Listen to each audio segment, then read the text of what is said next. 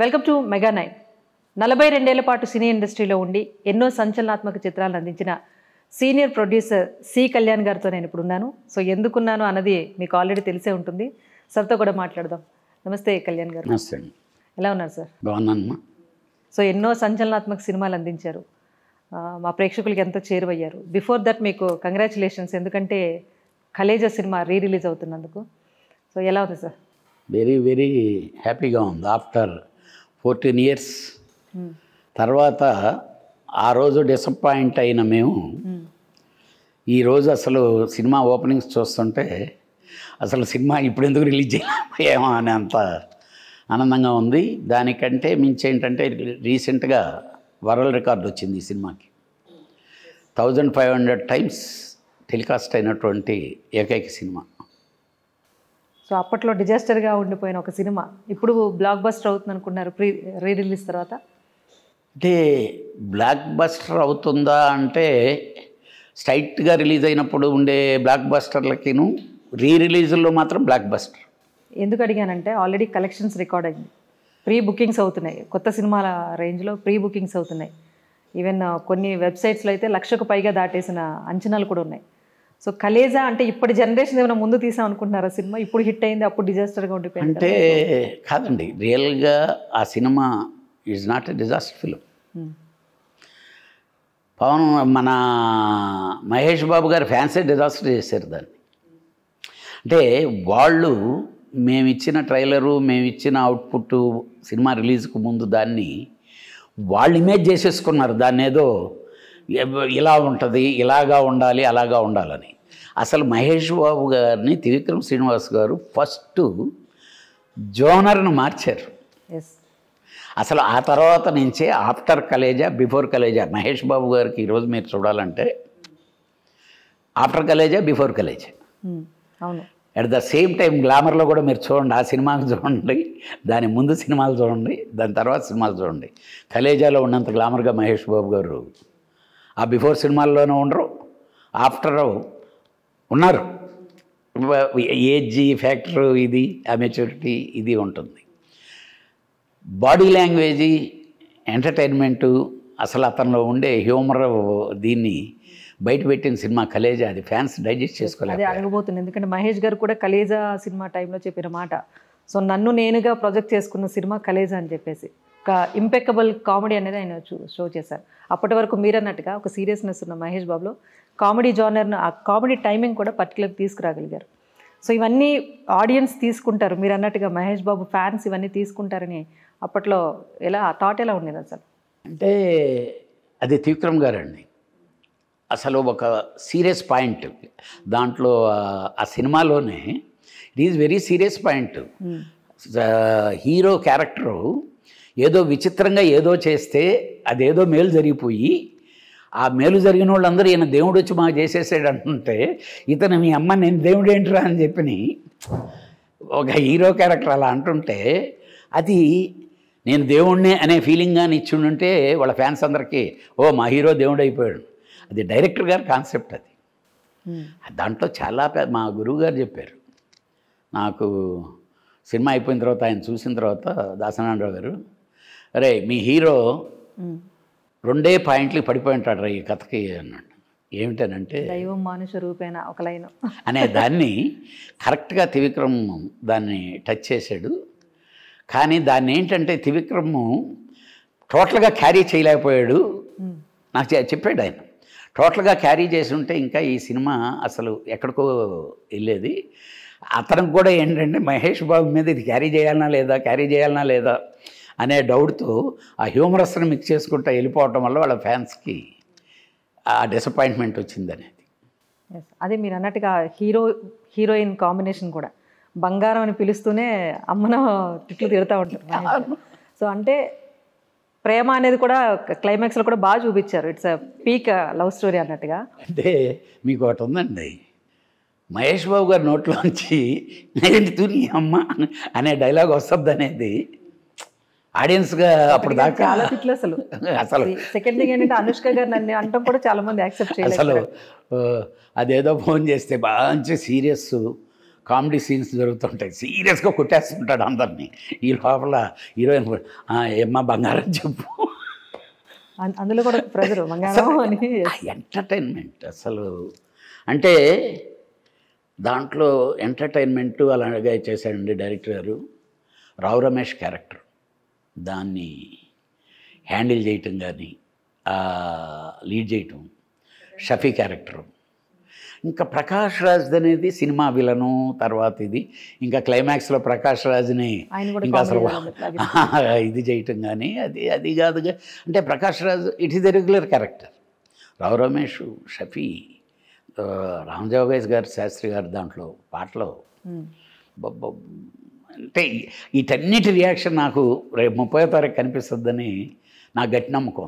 మీరు రామజోగే శాస్త్రి గారు తీశారు కాబట్టి ఆయనతో ఇంటర్వ్యూ చేసినప్పుడు కూడా శివరాత్రి సందర్భంగా సదాశివ సన్యాసిని సాంగ్ మాట్లాడుతూ క్లైమాక్స్లో ఇంకా రౌద్రంగా కూడా పాట రాశారు, బట్ చాలా బీభత్సం ఎక్కువ ఉంది, ఎక్కువ రౌద్రాన్ని పండించా అని చెప్పేసి కొన్ని లైన్స్ తీసేశారని ఆయన సందర్భంలో బాధపడ్డారు. నా ఇంటర్వ్యూలో పాడారు ఆయన. అది క్లైమాక్స్లో ప్రకాష్ రాజుని కొడుతూ కొడుతూ కొడుతూ ఉంటే ఆ బ్యాక్గ్రౌండ్లో వస్తుంటుందండి. కానీ యాక్చువల్గా ఒక 500 to 600 feet క్లైమాక్స్ని తీసేసాం, పక్కన పెట్టాం. అదే చెప్పారు. అంటే మరీ ఎక్కువైపోతూ ఉంది, అంటే లాగుతుందేమో అని చెప్పి అప్పటికే 3 hours రీచ్ అయిపోతుంది సినిమా. కానీ అది మంచి ఎపిసోడు. ఆ పదాలు అవి అసలు ఆ సాంగ్ రావటంతోనే ప్రతి ఒక్కడికి బాడీలో ఒక ఆ శివుడు స్టిల్ మీరు సాంగ్ మామూలుగా ఆడియో పెట్టినా కానీ టక్కన మీరు అదర్ డిస్టర్బ్లో ఉన్నా కూడా దీంట్లోకి వచ్చేస్తారు. Yes sir. ఇంకొకటి రీసెంట్గా ఆరెంజ్ రిలీజ్ అయింది, సక్సెస్ అయింది. జగదేక్ వీరుడు అతిలోక సుందరి రిలీజ్ అయింది. ఇంకా మెగాస్టార్ మూవీ అంటే అసలు ఆగే పరిస్థితి లేదు. ఇప్పుడు మళ్ళీ కలేజా. సో ఇవన్నీ ఎందుకు రిలీజ్లో ఇప్పటి జనరేషన్ నచ్చుతున్నాయా మూవీస్? ఇప్పుడు ఎందుకు అప్పటికన్నా కూడా ఎక్కువగా ఆదరిస్తున్నారు ప్రేక్షకులు? అంటే చూసే విధానం మారిందా ఆడియన్స్లో? కాదండి, అసలు చాలామందికి తెలియదు ఏంటంటే ఈ రిలీజల్ ప్రక్రియ ఎందుకు వచ్చిందంటే ఇప్పుడు 25 years 30 years ఈ బ్యాచ్లందరూ ఇవన్నీ టీవీలో చూశారు కానీ థియేటర్లోకి వెళ్ళి చూడాలి. ఈ సినిమాలు టీవీలో కూడా కొన్ని లేవు, కొన్ని కూడా స్మాల్ స్క్రీన్లో చూశారండి. ఈరోజు అంటే జగదేక వీరుడు అతిలోక సుందరి ఇప్పుడు అబౌవ్ 50 years ఉండే వాళ్ళందరూ హై పీక్ ఎంజాయ్ చేసిన ఇది. ఇప్పుడు 30 years 40 years ఉండే వాళ్ళందరికీ ఏంటంటే ఈ సినిమాలన్నీ ఎలా అనిపిస్తాయంటే వాళ్ళు ఆ బంచ్లో చూడని వాళ్ళు చాలామంది ఉన్నారు. ఇప్పుడు కలేజానే చాలా ఎక్కువ రెవెన్యూ వస్తుందని నేను మా ఫ్రెండేనండి ఆ సినిమా రిలీజ్ చేస్తున్నారు సుబ్బారావు అని చెప్పి క్రౌన్ ఆల్రెడీ రికార్డ్ అని చెప్తున్నాను. అతని అదృష్టం అండి. నా మనస్ఫూర్తిగా నేను చెప్పాలంటే ఆ రోజు నిర్మాతలుగా మా సినిమాల రమేష్, నేను రియల్గా పాపం రమేష్ ఎక్కువ నష్టపోయాడు.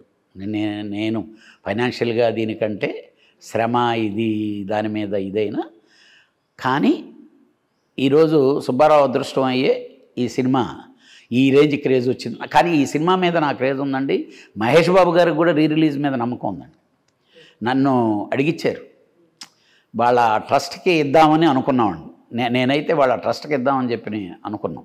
ట్రస్ట్ ద్వారా రిలీజ్ చేసి వచ్చిన డబ్బు మహేష్ బాబు గారి ట్రస్ట్కి ఇచ్చేద్దామని. సరే మా పార్ట్నర్ అతను నష్టపోయి ఉండే అతను ఇదే కావాలి, అట్ ద సేమ్ టైం ఆ సినిమా రిలీజ్ చేద్దామని నా మిత్రుడు సుబ్బారావు రావడంతో ఇంకా నేనేమనలేక నో అబ్జెక్షన్ అన్నాను.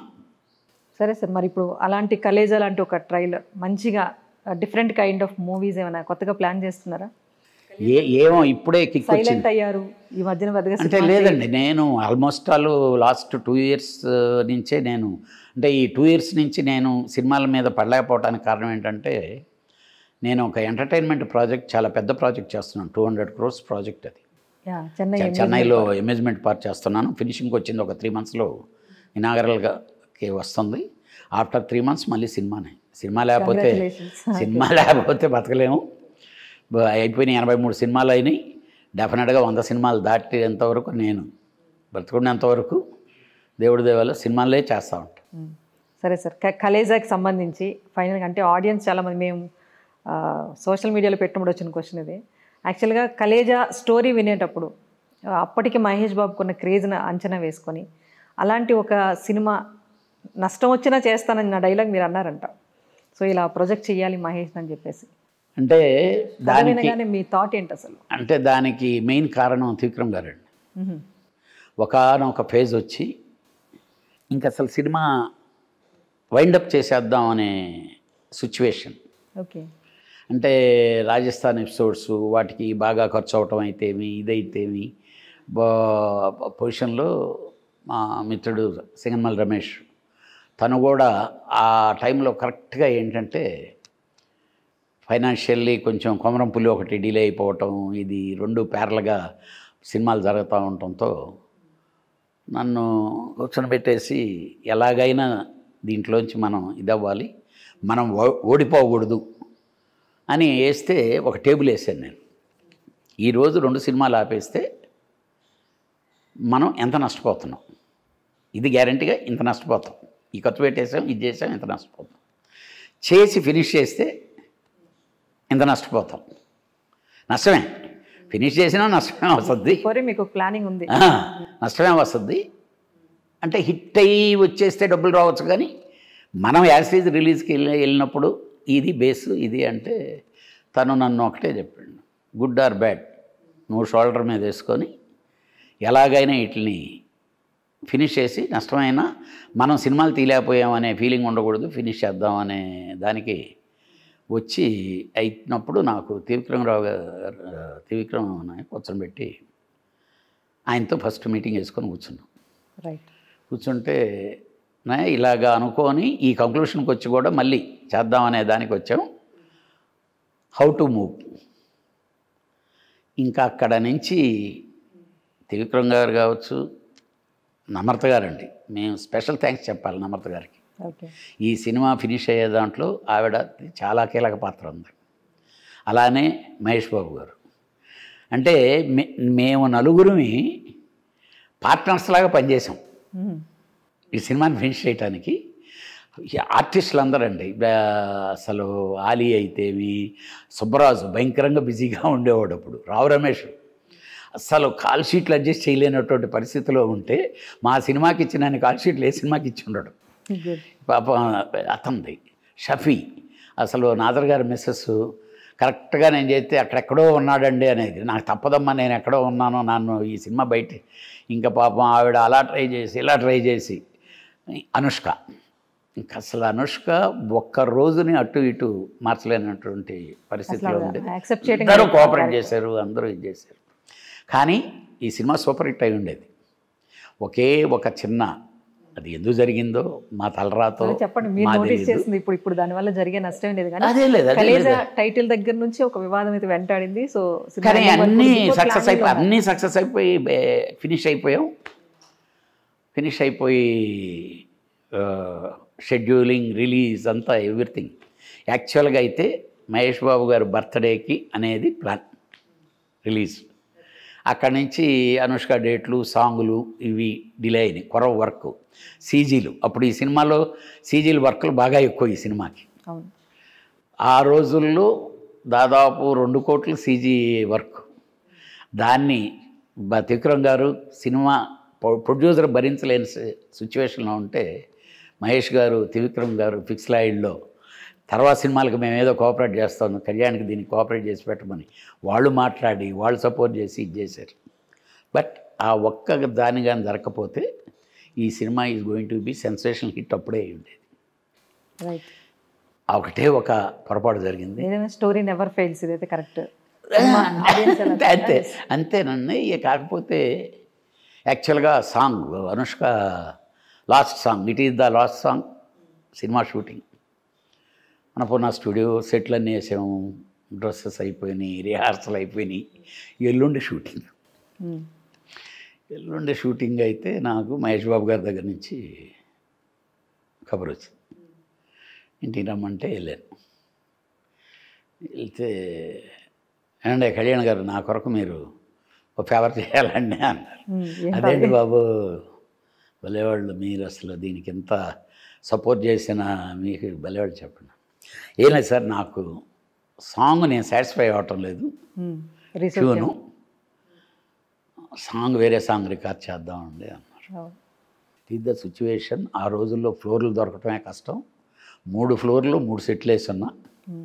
నా సాంగ్ అయిపోతే వెనక అశ్విని దత్ గారి షూటింగ్, దాని కంటిన్యూషను బృందావనం దిల్ రాజు గారిది షూటింగ్. అన్ని పెద్ద సినిమాలే. అన్ని రిలీజులు పెట్టుకొని చేంజ్ చేస్తుండే. డైరెక్టర్ గారి దగ్గరికి వెళ్ళా. డైరెక్టర్ గారు, ఐఎమ్ నాట్ కంఫర్టబుల్, అంటే ఇప్పుడు మనం మీ షోల్డర్ మీద ఉండే రిలీజ్కి దీనికి సిస్టమ్కి ఇది కాదు, ఇంకా ఏదేదైనా ముగ్గురు డిసైడ్ అయిపోయాం. ఓకే, ఒక సాంగ్ మళ్ళీ కొత్త సాంగ్ ట్యూన్ చేసి ఇది చేసి చేద్దాం. నేను మణిశర్మ దగ్గరికి వెళ్ళి మా ఇలాంటి సంగతి పరిస్థితి ఇది అని అంటే మణిశర్మ ఇలా ఉండిపోయాడు. ఎల్లు 3 రోజుల్లో షూటింగ్ ఉంటే వేరే సాంగ్ చేసి రికార్డ్ చేసి ఇవ్వటం అనేది ఇది సాధ్యమా? కరెక్ట్, అవ్వలేదు. టైం తక్కువ వల్ల చేయలేకపోయారు. పరిస్థితి ఏమైపోయిందంటే అనుష్క డేట్ల ప్రాబ్లం, సెట్ రిమూవ్ చేశాను. యాస్టీజ్ సెటిల్ని, ఎందుకంటే వెనకొళ్ళకి ఫ్లోర్ ఇవ్వాలి కాబట్టి అనుష్క డేట్లు అడిగితే ఏమన్నా ఇంకొక 5 రోజుల్లో ఇవ్వగలవా అని అడిగితే మణిశర్మ నాకు ఒక 4 days టైం ఇస్తే నేను చేస్తాను అన్నాడు. ఇవ్వగలవా అని చెప్పి అడిగితే అమ్మాయి ఏదో అప్పుడు వైజాగ్ ఏదో షూటింగ్కి వెళ్తుంది, బెల్లంకొండ సురేష్ సినిమా, పి వాసు గారు, వెంకటేష్ సినిమా అనుకుంటారు వాళ్ళు. ఆ అమ్మాయి మీరు ప్రొడ్యూసర్ని అడిగితే నాకేమీ అభ్యంతరం లేదంటే వాళ్ళు కోఆపరేట్ చేయలేదు. దానివల్ల 1.5 months వెనక్కి వెళ్ళాను. ఆ 1.5 months వెనక్కి వెళ్ళటం వల్ల మా కంపెనీలో ఉండే కొమరంపులి అనేది మా కలేజా మీద నమ్మకం ఉంది. కలేజా ముందు రిలీజ్ అయితే హిట్ అయిన తర్వాత కొమరంపులి ఉంటుందిలే అనే బేస్లో ప్లాన్ చేసుకున్నాం మేము. కొమరంపులి ముందు రిలీజ్ చేయాల్సి వచ్చింది, కలేజా వెనక్కి వెళ్ళింది. వీటన్నిటికంటే గందరగోళం జరిగింది ఏంటంటే, ఇప్పుడు 3 సంవత్సరాల తర్వాత రజనీకాంత్ సినిమా వస్తుంది రోబో. అది వచ్చి మా దానికి ముందు రిలీజ్ పడింది. జనాలకు ఎలా ఉందంటే రోబో రిలీజ్ అయిన తర్వాత అందరూ రోబో మేనియాలో ఉన్నారు. ఇప్పుడు మా సినిమా ఏది ముందు రిలీజ్ చేయాలి, ఏది వెనక్కి చేయాలి, బృందావనం, కలేజా. దిల్ రాజు మేము కూర్చొని మాట్లాడుకుంటే దిల్ రాజు ఏమన్నా అంటే మీకు టైం పడుతుంది కాబట్టి నేను ముందు వచ్చేస్తాను, మీరు విజయదశమి రండి అన్నారు. నాకు మహేష్ బాబు గారు, సార్ విజయదశమి నాకు కలిసి రాదండి, వెరీ బ్యాడ్ అండి, కుదరదు అంటే నేను ముందు వచ్చాను, బృందావనం విజయదశమికి వచ్చింది. ఇటు రోబో 1వ తారీఖు, వెనక బృందావనం, మధ్యలో పచ్చడైపోయాం కలేజా. సో సిచ్యువేషన్స్ కూడా చాలా డిమాండ్ చేస్తారు release time. So from day 1 Khaleja చాలా హడ్ రిలీజ్ రోజు వరకు ఇంకా అసలు అది. కాకపోతే ఈచ్ అండ్ ఎవ్రీథింగ్ నవ్వుతూ ఇంటేక్ చేసుకున్నాం, కానీ ఈరోజు చాలా ఆనందపడుతున్నాం. అదే మీరు అన్నట్టు మనీ కన్నా కూడా సినిమా సక్సెస్ అవ్వాలి, ఇంత పెట్టిన కష్టం ఈ రోజున మీకు హ్యాపీనెస్ అయితే ఉందని చెప్తున్నారు. వెరీ గుడ్ అండి. రిలీజ్లో కూడా సక్సెస్ అవ్వాలి, మా కలేజా అనుకున్న కష్టం ఈరోజు కొన్ని విషయాలు అయితే ఆడియన్స్ తెలిసే అనుకుంటున్నాను. ఇంకొకటి సార్, కొంచెం ఈ సినిమా జానర్ నుంచి బయటకు వచ్చి మాట్లాడాలి, ఎందుకంటే ప్రజెంట్ నడుస్తున్నాయి కొన్ని ఇష్యూస్. ఒకప్పుడు సినీ ఇండస్ట్రీ సమస్యలు ఆ స్కోప్ వరకు, ఆ పరిధి వరకు ఉండేవి. ఇప్పుడు ఏంటి, పరిమితులు దాటుతున్నారా, లేకపోతే పరిధి దాటి బయటకు రావాల్సి వస్తుందా? ఎందుకు ఇలాంటి వివాదాలు తెర మీదకి వస్తున్నాయి? దాసనారాయణరావు గారు లేరు కదండి, పెద్దన్న లేరు. దాసనారాయణరావు గారు ఉంటే డెఫినెట్గా ఇలాంటి సమస్య వచ్చినప్పుడు అందరిని కూర్చొని పెట్టి అల్లరి కాకుండా స్మూత్గా హ్యాండిల్ చేస్తుండేవాళ్ళు. డెఫినెట్గా ఈరోజు కూడా చిరంజీవి గారు లాంటి వాళ్ళు పెద్దలు లీడ్ తీసుకోవాలండి. ఆయన పాపం లీడ్ తీసుకుందామని వస్తారు, ఇక్కడ ఎవరో ఒకరు సంబంధం లేకుండా, ఇప్పుడు సోషల్ మీడియా వచ్చింది కదండి బాగా, ఎవడు ఇష్టం వచ్చినట్టు వాడు మాట్లాడతాడు.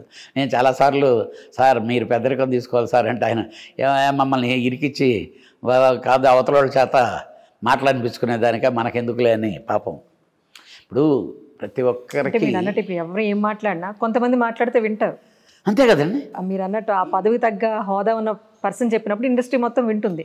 సో అలాంటి రెస్పాన్సిబిలిటీ తీసుకునే పర్సన్స్ ఉన్నారా ఇప్పుడు ఇండస్ట్రీలో? డెఫినెట్గా ఈరోజు దాసనారాయణరావు గారి తర్వాత ఒకే ఒక్కరు ఉన్నారండి, దట్ ఈజ్ చిరంజీవి గారు. అంటే చిరంజీవి గారు అందరూ ప్రొడ్యూసర్లను కానీ లేకపోతే డిస్ట్రిబ్యూటర్లను కానీ పిలిచి ఎలా కాదయ్యా ఏంటిది మనందరం కూర్చొని మాట్లాడుకుందాం అని చెప్పి ఆయన పిలిస్తే గ్యారెంటీగా వస్తారండి. ఇంకా కొరవాళ్ళందరూ పిలిస్తే వస్తారా రారా నేను చెప్పలేను, చిరంజీవి గారికి గారు మాత్రం పిలిస్తే గ్యారెంటీగా వస్తారు.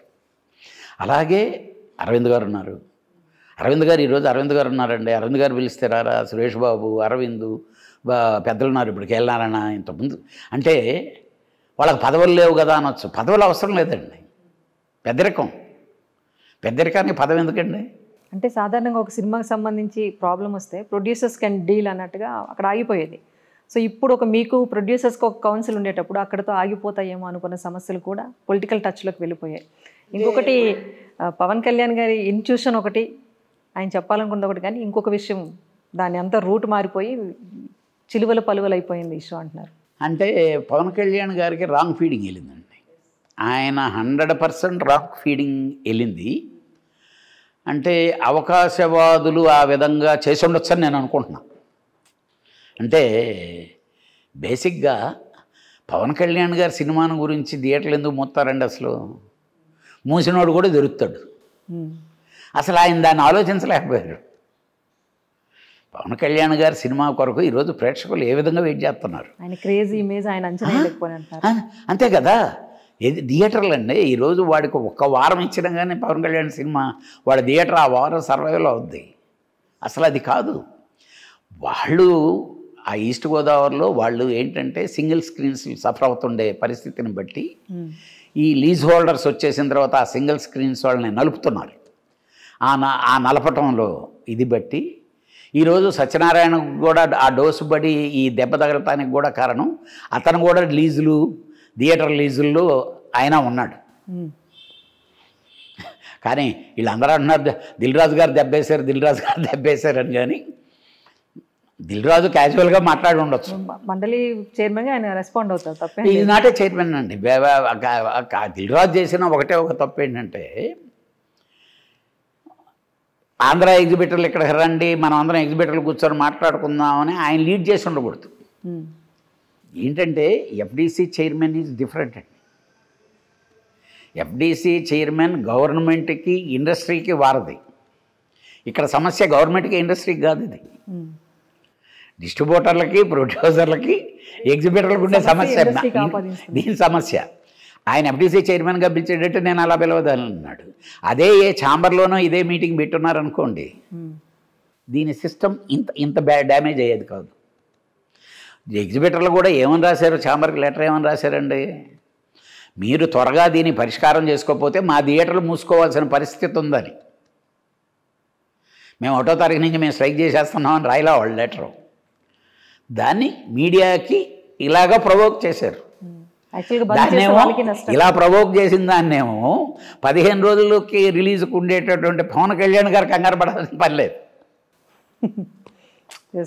అంటే అది అన్నీ ఆ రాంగ్ ట్రాక్లో వెళ్ళటం వల్ల అయింది. కానీ ఒకటి ఈ రోజు మాత్రం ఒక మంచి జరిగింది అనుకుంటున్నాం. పవన్ కళ్యాణ్ గారి వల్ల ఒక మంచి జరిగింది. అదే అడగబోతాను సార్. ఒక డిప్యూటీ సీఎం హోదాలో ఇప్పుడు ఆయన ఇండస్ట్రీకి సంబంధించి వ్యవస్థ అన్న క్వశ్చన్ రైజ్ చేశారు. అసలు చాలా గొప్ప పాయింట్ అండి అది. ఆలోచన కరెక్ట్ అంటారా? చాలా గొప్ప ఆలోచన. ఈరోజు ఎవడుంటాడని అందరూ ఏమంటే నిన్న వచ్చినవాడు ఈరోజు 10 సినిమాలు తీస్తాడు, 20 సినిమాలు తీస్తాడు, 30 సినిమాలు తీస్తాడు. ఎన్ని కాంపౌండ్లు నిలబడినాయండి. నేను 40 సంవత్సరాల్లో నేను చూశాను. మద్రాసు నుంచి చూస్తున్నా. అడిరాముడు తీసిన సంస్థలని చూసాం, వేటగాడు తీసిన సంస్థలని చూసాం. మాదాల రంగారావు ఆఫీసు సస్యశ్యామలంగా, టీ కృష్ణ గారు, ఇలాగా ఏఎం రత్నం గారు, ఎంఎస్ రాజు గారు, ఈ ఆఫీసులన్నింటినీ చూసాం. వీళ్ళు సినిమాలు తీయాలంటే సినిమా అంటే వాళ్ళే అన్నారు. వీళ్ళన్నీ ఏమున్నా నారాయణరావు గారు బతుకున్నంత వరకు నారాయణరావు గారే ఉన్నారు సినిమా ఇండస్ట్రీ పెద్దగా. సమస్య వస్తే ముందు అందరిని పిలిచి ఏంటయ్యా సమస్య, ఈరోజు అడిగేవాడు లేడు. ఎవడో ఒకడు లీడ్ తీసుకునే లోపల మనకెందుకు వచ్చిన గొడవలని ఎవడోడు కాముగా ఇంట్లో కూర్చుంటున్నాడు. వాళ్ళకి వచ్చే తల్లికి వాళ్ళు ఇండివిజువల్గా వచ్చి ప్రెస్ మీట్లు పెట్టుకుంటున్నారు. That is wrong. అదే సార్ ఇందాక అడిగాను నేను, పరిమితులు దాటుతున్నారా లేకపోతే ఏమి లేదండి, ఏమి లేదు. వాళ్ళు జోకర్లు అయిపోయారు. వాళ్ళు ప్రెస్ మీట్లు పెట్టుకొని వాళ్ళకు ఎవరికి చెప్పుకోవాలి వాళ్ళు? అసలు వీళ్ళు ప్రెస్ మీట్లు పెట్టకుండా నిజంగానే అయ్యా దాంట్లో మేము లేవంటే పవన్ కళ్యాణ్ దగ్గర పోయి చెప్పుకో ఉండాలి నేరుగా. అదే సార్ ఇప్పుడు మాజీ సీఎం జగన్ గారు అప్పుడు రప్పించారో వీరు వెళ్ళారో ఏదో సంథింగ్ జరిగింది. ఆ తర్వాత ఇప్పుడు టీడీపీ వచ్చిన తర్వాత కూడా ఎవరు వెళ్ళి కలవలేదని చెప్పేసి ఒక అంశాన్ని రైట్ చేశారు ఆయన. ఒకటే ఇండస్ట్రీని అంతటినీ ఒక వ్యవస్థే ఒకటి అన్నట్టుగా పవన్ కళ్యాణ్ గారు చూస్తున్నారు ప్రస్తుతం. సో అది ఎంతవరకు కరెక్ట్? వ్యక్తిగతంగా ఎవరిని కలిసేది లేదు, వ్యక్తిగత ప్రయోజనాలకు కూడా చోటు లేదని చాలా కాన్ఫిడెంట్గా అంటే చెప్పారు. ఈ రోజు ఇచ్చిన దాన్ని ఆయన సినిమా వరకే పరిమితం చేయాలా? ఓవరాల్గా ఇండస్ట్రీకి సంబంధించి ఆయన ఒక డిప్యూటీ సీఎం హోదాలు తీసుకున్న డెసిషన్గా పరిగణించాలా? ఇట్ ఈజ్ రాంగ్ అండి. ఆయన సినిమాకు కూడా మీరు చాంబర్ నుంచే రమ్మన్నారండి. గుడ్. ఆయన ప్రొడ్యూసర్ను కూడా మీరు చాంబర్ నుంచే రమ్మన్నారండి.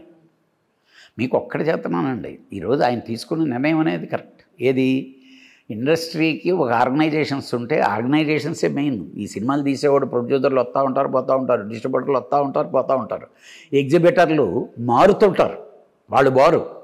ఇప్పుడు నేను ఒక థియేటర్ కట్టుకొని ఉంటే నేను పోనండి, కాకపోతే నేను నడపలేకపోతే ఇంకోటి లీజ్ ఉడికిస్తాను చేస్తాను, దానికి పోనారు నేను, బిజినెస్ ఆగదు. ఇదే. కానీ సంస్థ, ఆ సంస్థ అంటే వీళ్ళల్లో ఈగోయిజం కూడానండి. వాడెవడో వచ్చి ప్రెసిడెంట్గా కూర్చున్నాడు, ఇప్పుడు వాడితో మనం జర్నీ అవ్వాలనా, లేకపోతే చెయ్యాలనా, లేకపోతే చెందాలనా అనే ఫీలింగ్ ఉండకూడదండి. ఏదైనా మన సంస్థ, మన ఇంటి పెద్దది. మన ఇంట్లో పెద్ద కొంచెం తప్పు చేసేవాడు అవ్వచ్చు, లేకపోతే తడబాటుగా ఉండేవాడు అవ్వచ్చు, ఓపెన్ చేసి మాట్లాడలేకపోయినాడు కావచ్చు. ఇంట్లో ఉండే ఇంకో యాక్టివ్ పర్సను దాన్ని లీడ్ చేసుకుంటాడు కదా, అలానే చేయాలి ఇండస్ట్రీ. మీ మాటల్లో ఏమర్థమైందంటే, ఇండస్ట్రీని కాపాడే వ్యక్తులు నేనున్నానని ఎవరు రాకపోవటం వల్ల ఎవరు పడితే వాళ్ళు వస్తున్నారు, ఏది పడితే అది మాట్లాడుతున్నారు, జరుగుతుందని చెప్తున్నారు. That's all. ఒకటి సార్, అంటే ఇప్పుడు పవన్ కళ్యాణ్ గారి విషయానికి వస్తే, ఆయన సినీ ఇండస్ట్రీకి పాలిటిక్స్కి రెండింటికి సంబంధించిన వ్యక్తి, రెండు రంగాల గురించి అవగాహన ఉన్న వ్యక్తి. సో ఆయన ఇప్పుడు ఫ్యూచర్లో ఈ సినిమా టికెట్ రేట్ల విషయంలో కానివ్వండి, లేకపోతే ఏపీలో దేనికి సంబంధించిన థియేటర్స్కి సంబంధించి ఆయన ఒక డెసిషన్ తీసుకుంటే కనుక ఇండస్ట్రీ నుంచి ఎంతవరకు సపోర్ట్ ఉంటుందంటారు? అంటే డెసిషన్ ఏం అంటే రెండే చేయగలరండి. పవన్ కళ్యాణ్ గారు ఏం చేస్తారు, టికెట్ రేట్లు అడిగితే ఇవ్వలేకపోవచ్చు, గవర్నమెంట్కి ఇష్టం లేకపోతే, ప్రజలు ఇబ్బంది పడుతున్నారనే ఫీలింగ్ వాళ్ళకు వస్తే వాళ్ళు ఏం చేస్తారు, మేము చేయము అంటారు, ప్రజలతోనే ఉంటారు. అంతే. ఈరోజు బాలకృష్ణ గారు ఉన్నారండి, అఖండ సినిమాకి ఆ రోజు ఇవ్వలేదు. ఏమైనా ఆగిందా అఖండ సినిమా? సినిమాలో దమ్ము ఉండాలండి. జనరల్ మామూలు టికెట్ల మీద ఈరోజు సూపర్ హిట్లు అయ్యి బ్రహ్మాండమైన షేర్లు వచ్చినాయి, ఎన్ని సినిమాలు లేవు. సినిమాలో దమ్ము ఉండాలి ఫస్ట్. సినిమాలో దమ్ము లేకపోతే, కాకపోతే ఏంటంటే ఈ టికెట్ రేట్లు పెంచి ఇచ్చినందువల్ల ఫ్లాప్ సినిమా కూడా హీరోల స్టామినాతో ఫస్ట్ వీక్లో జనాల దగ్గర నుంచి డబ్బులు గుంజేసుకోవటం జరుగుద్ది, అంతే తప్పితే దాని ఒరిజినల్ స్టామినా కాదండి అది. మూవీని పబ్లిసిటీ చేసే విధానం మారిపోయింది, ముందుగానే కలెక్షన్స్ అయితే వచ్చేస్తున్నాయి, లాగుతున్నారు, గ్రాప్ చేయటం. కానీ మీకు వీళ్ళందరికీ బుద్ధి చెప్పారండి, సినిమాలకు కలెక్షన్లు ఉండటం లేదు ఈ మధ్య. సినిమా టికెట్ రేట్లు తగ్గిన తర్వాత కలెక్షన్లు పెరిగిన సినిమాలు ఉన్నాయి ఈ మధ్య. ఎందుకంటే కామన్ ప్రేక్షకుడు ఎక్కడి నుంచి పెట్టగలడండి? 1000 రూపాయల టికెట్లు, 2000 రూపాయల టికెట్లు ఎక్కడి నుంచి పెట్టగలడు? వాడు ప్రిపేర్ అయిపోతున్నాడు. ఓటీటీకి ఎందుకు వెళ్ళిపోతున్నాడు వాడు? సినిమా ఈరోజు చూసేదానికి సినిమా లేదు కాబట్టి ఓటీటీకి అలవాటు పడుతున్నాడు. డైలీ ఓటీటీ చూడటం అలవాటు అయిన తర్వాత ఇంక సినిమా థియేటర్కి ఎందుకు వెళ్తాడు? అంతే, ఎక్కువ అవైలబిలిటీ ఉండేసరికి కూడా సినిమా ఇంట్రెస్ట్ తగ్గిపోతుంది. ఈరోజు టాయిలెట్లోకి వెళ్ళినా కానీ మీరు పవన్ కళ్యాణ్ క్లిప్పింగ్ చూసుకొని ఎంజాయ్ చేస్తున్నారు అంటే టాయిలెట్లోకి వచ్చేసారు హీరోలు. సెల్ ఫోన్ వచ్చేసిన తర్వాత అందరు హీరోలు టాయిలెట్లోకి వచ్చేసారు. ఇంకా నేను థియేటర్ దాకా వెళ్ళాల్సిన అవసరం ఉంది. ఈ ట్రాఫిక్లో వెళ్ళి వాడు గుద్ది ఈడు గుద్ది ఇది చేసి అక్కడ పోయిన తర్వాత పాప్కార్న్ 400 రూపాయలకు కొనుక్కొని, కూల్ డ్రింక్ 200లకు కొనుక్కొని. సో ప్రేక్షకుడిని ఇంటి దగ్గర ఆపేసే పరిస్థితి కూడా చేసింది 100% నిర్మాతలు, డిస్ట్రిబ్యూటర్లు, హీరోలు కాదు. అంటే ఇప్పుడు ఒకటి సార్, ఎగ్జిబిటర్స్ కానీ డిస్ట్రిబ్యూటర్స్ కానీ ఆయన సత్యనారాయణ గారు అనౌన్స్మెంట్ చేశారు బంద్ ఉంటుంది అన్నట్టుగా. సో వాళ్ళకి నష్టం అని చెప్పేసి కొన్ని రకాల విశ్లేషణ వినిపిస్తోంది, అయినా కూడా ముందుకే వెళ్తారా?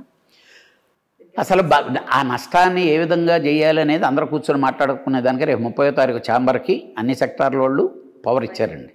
మా 3 సెక్టార్ల నుంచి కమిటీలు వేసి ఒక నిర్ణయానికి వచ్చేదానికి చేస్తున్నారు. ఓకే, ఇప్పుడు బంద్ ఎక్కడైతే ఎవరు చేయమన్నారు అన్న క్వశ్చన్ రైజ్ దగ్గర నుంచి ఇప్పుడు క్లారిటీకి వచ్చింది. సో దిల్ రాజు గారు పేరు తెర మీదకి వచ్చింది. కాసేపు క్రితం సత్యనారాయణ గారు చేసిన ట్వీట్, బంద్ చేయమన్నదే అక్కడి నుంచి అని చెప్పేసి, అంటే ఏదో నాటకం అయితే జరుగుతోంది, నెమ్మదిగా అది బయటకు వచ్చే అవకాశం అయితే ఉంది, ఇదైతే పిక్చర్ కనిపిస్తోంది. సో 30వ తేదీన ఫైనల్ 100% బంద్ జరుగుతుందండి. జరగదా? జరగదు. రైట్, జరగనివ్వం. తెలుగు ఫిలిం ఛాంబర్ అనేది జరగనివ్వదు. మా సమస్య కూర్చుంటాం, పరిష్కారం చేస్తాం. ఎక్కడే అన్నీ కానప్పుడు ఎవరి దారి వాడిదేనండి. ఇప్పుడు నా థియేటర్ నేను మూసేసుకుంటున్నానండి, గవర్నమెంట్ వచ్చి తెరిపిస్తుందా తాళం తీసి? నాకు నష్టం వచ్చింది, నా థియేటర్ నాకు నష్టం వచ్చింది, నేను మూసేసుకుంటా. ఇప్పుడు అలాగా ఒక sector interlink, distributor, exhibitor, producer, interlink. దీంట్లో ఈ ముగ్గురులో ప్రాబ్లం వస్తుండేటప్పుడు ఎక్కడొచ్చింది, ఎవడు తగ్గించుకోవాలి, ఎవడు పెంచుకోవాలి, ఏం చేయాలి అనేది.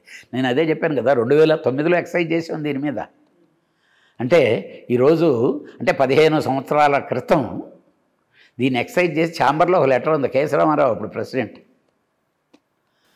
ఆ తర్వాత పరిణామాలు కూడా తెలుసు. పెద్ద నిర్మాతల వల్ల చిన్న నిర్మాతలు ఇబ్బంది పడుతున్నారు.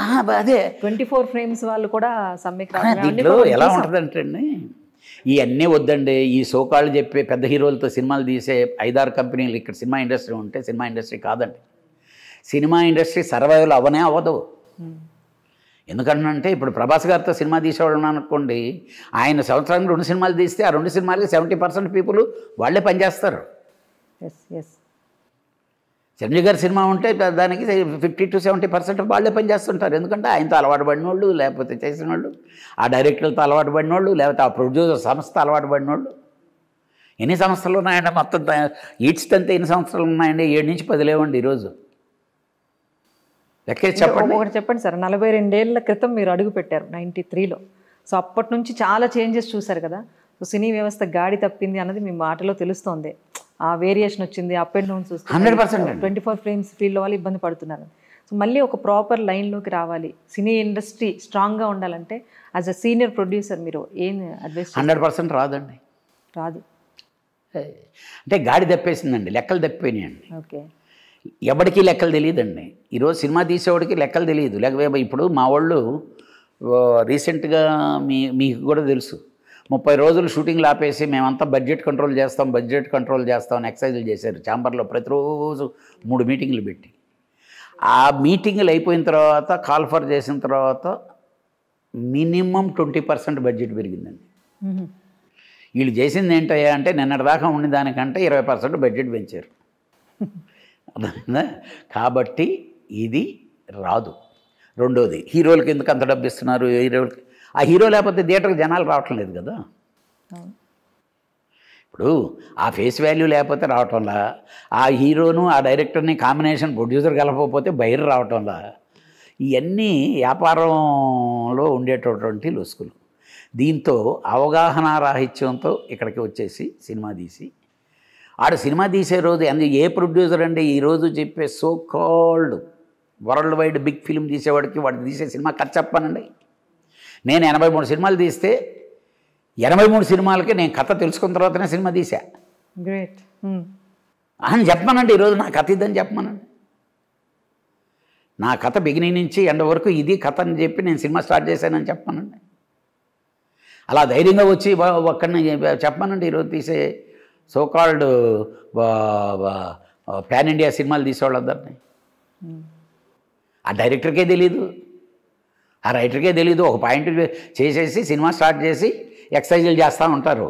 వేరే పక్కన కుండలు పెట్టి వంట జరుగుతూ ఉంటుంది. క్వాలిటీ ఆఫ్ మేకింగ్ పోయిందంట. కానీ వస్తుంది. మీకు ఇంకోటి చెప్తున్నాను, విత్ ఇన్ 1 year 2 yearsలో సంచలనం రాబోద్ది సినిమా ఫీల్డ్లో. That is AI. ఇక్కడి నుంచి ఫుల్ స్టాప్ పడుతుందండి. ఏఐ వచ్చిందంటే ఇంకా 100%. రేపు ఉదయాన కళ్యాణం, సి కళ్యాణ్ ఉన్నాడండి. సి కళ్యాణ్ ఒక హీరో ఉన్నాడు. సి కళ్యాణ్ లాంటి హీరోతో సినిమా వచ్చేస్తుంటుంది. అవును, ఆల్రెడీ వీసా సి కళ్యాణ్ అవసరం లేదు ఇంకా. అవును, అంటే అది కానీ వచ్చి అంటే ఇప్పుడు ఎక్కడ ఉందంటే అది ఆ ముద్ద అంటే 3D లెవెల్లో లేదు, 2D 1D లెవెల్లో ఉంది. ఆ 3D లెవెల్లోకి వస్తే ఎవరికి దేని మీద రైట్ ఉండదు. ఆఫ్టర్ దట్ మెటావర్స్ వస్తే ఇంకా అసలు హీరోలు రూపాలు ఉంటే చాలు, హీరోస్ కూడా వెళ్ళి చేయాల్సిన సిచ్యువేషన్. ఆ హీరోది కాదండి రూపం, నీ రూపమే నీది అనుకుంటే నేను పెట్టుకొని తీసుకోలేదు కదా. Right, it is my creation. ఒక మొత్తానికి ఒక బిగ్ బ్యాంగ్. ఇప్పుడు నేను ఉన్నాను అనుకోండి, నేను ఇలా పెడతాను, ఇక్కడ ఎక్కడో ఒక బొక్క పెడతాడు, అయిపోయింది కదా, నీ రూపం మారిపోయింది కదా కాపీరైట్ యాక్ట్లో. రైట్, అంతే కదా. So technology kills creativity. No, చాలా చాలా మంచి సినిమాలు వస్తాయి, చాలా వండర్స్. ఇంత ఖర్చు ఉండదు. కాకపోతే ఒకటే ఉంటుంది, ఈరోజు కొత్త కథలతో పాత హీరోలు వస్తారు. చిరంజీవి యంగ్ స్టేజ్లో ఉన్న చిరంజీవితో ఈరోజు యంగ్ హీరోతో తీసే కథ తెస్తారు రేపు. అంటే యంగ్ చిరంజీవిని మళ్ళీ మనం కొత్త కొత్తలో చూస్తాం. ఇంపాక్ట్ ఆఫ్ యంగ్ బాలకృష్ణ మళ్ళీ మన కొత్త కథలతో ఈ ఏఐ వల్ల జరగబోయేటటువంటి, కాకపోతే కమింగ్ డేస్లో వచ్చేటటువంటి హీరోలు హీరోయిన్లు చాలామంది రాలేకపోతారు. అంటే మళ్ళీ ఈ ట్రెండ్కి అలవాటు పడిపోయి వీళ్ళతోనే జర్నీ చేస్తుంటారు.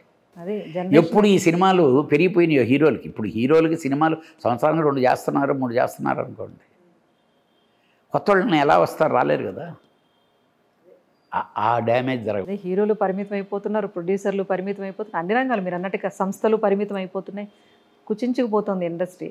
మీరు అన్నట్టు పాన్ ఇండియా వరల్డ్ వైడ్ వెళ్తున్నప్పటికీ ఇండస్ట్రీ అయితే తగ్గిపోతుంది అనేది అంతే అంతే. యాక్సెప్ట్ చేయాలి. కార్పొరేట్లు వస్తున్నారండి. కార్పొరేటర్ డబ్బు వాడిది కాదు. ఇప్పుడు నేను సినిమా తీస్తే నాకు నష్టం వస్తే నాకు నొప్పి, కార్పొరేటర్ నష్టం వస్తే అక్కడ వస్తున్న సీఈఓది కాదు, ఆ పబ్లిక్ మనీ ఎవడో ఉంటుంది కదా వాడిది. వాడికి బుక్ టర్న్ ఓవర్ కావాలంతే. ఏదేమైనా యాజ్ ఏ ఆడియన్స్గా మేమైతే సినిమా ఇండస్ట్రీ బతికుండాలి, మంచిగా రావాలి, మంచి మంచి సినిమాలు రావాలి, మమ్మల్ని ఎంటర్టైన్ చేయాలని కోరుకుంటాం. అంతే. సో ఫ్యూచర్లో మీలాంటి ప్రొడ్యూసర్స్ ద్వారా కూడా మంచి మంచి సినిమాలు రావాలని ఎక్స్పెక్ట్ చేస్తాం. డెఫినెట్గా మీకు మాత్రం వాడు చెప్తున్నాను, చాలా మంచి మంచి సినిమాలు వస్తాయి. నిన్నటిదాకా చూసిన సినిమాల కంటే ఇంకా గొప్ప సినిమాలు మీరు చూడబోతారు. దాన్ని ఫుల్ఫిల్ చేయబోయేది ఏఐ. ఎందుకు ఫైనల్గానే చెప్పండి మీ కమింగ్ ప్రాజెక్ట్ బాలకృష్ణ గారితో. మా బాలయ్య బాబు గారితోనే చేస్తానండి. నేను ఫస్ట్ ఆ ఇనాగరాలన్నీ ఫినిష్ అయిపోయి వచ్చిన తర్వాత, ఆయన ఫుల్ బిజీగా ఉన్నారు కదా, రివీల్ చేయండి. వచ్చిన తర్వాత డెఫినెట్గా ఆయన నాకు ఫస్ట్ డోర్ తీసుకొని వెళ్ళగలిగిన ఇంట్రెస్ట్, ప్రేమ అన్నీ ఉండేది మా బాలయ్య బాబు గారే కాబట్టి ఇనాగరల్ అయిపోయిన తర్వాత ఫస్ట్ స్టెప్ అక్కడే. సరే, జై బాలయ్య అంటాను, రెడీగా ఉండండి. బాలయ్య అభిమాని డెఫినెట్గా. కళ్యాణ్ గారితో మూవీ కూడా రాబోతుందంట త్వరలో. రైట్ సార్, మొత్తానికి ఇటు ఇండస్ట్రీ వివాదాలు కానివ్వండి, మీ కలేజా సినిమా రిలీజ్ కానివ్వండి, అన్నీ కూడా సమసిపోయి మంచిగా ఇది కూడా సక్సెస్ అవ్వాలి మనస్ఫూర్తిగా. 30వ తారీఖు చాలా పెద్ద రెవెన్యూ పెరిగిపోయిందనే న్యూస్ను కానీ ఇంకా చూస్తే మీ అందరికి కూడా మీరందరూ సపోర్ట్ చేసిందని మీ అందరికీ నమస్కారం. Thank you sir, thank you. So ఇది ఓవరాల్గా కలేజా అయితే రిలీజ్ అవుతుంది. మరి ఇప్పటి జనరేషన్ సినిమాని ఎంతలా ఆదరిస్తారంటానికి ఆల్రెడీ ప్రీ బుకింగ్ టికెట్స్కి వస్తున్న డిమాండ్ అయితే మనం చూసుకోవచ్చు. సో కలేజా మే 30న రిలీజ్ అవుతుంది. సో తప్పకుండా థియేటర్స్కి వెళ్ళి చూడండి. అప్పటి దైవం మానుష రూపైన అనే కాన్సెప్ట్ తీసుకొచ్చిన కలేజా సినిమా ఇప్పటి జనరేషన్ తప్పకుండా ఆకర్షిస్తుందని సినిమా మేకింగ్ చేసిన ప్రొడ్యూసరే డైరెక్టర్ చెప్తున్నారు. సో థియేటర్కి వెళ్ళి ఎంజాయ్ చేయండి ఇప్పటి జనరేషన్. ఇది కళ్యాణ్ గారితో special interview. Keep watching mega 9.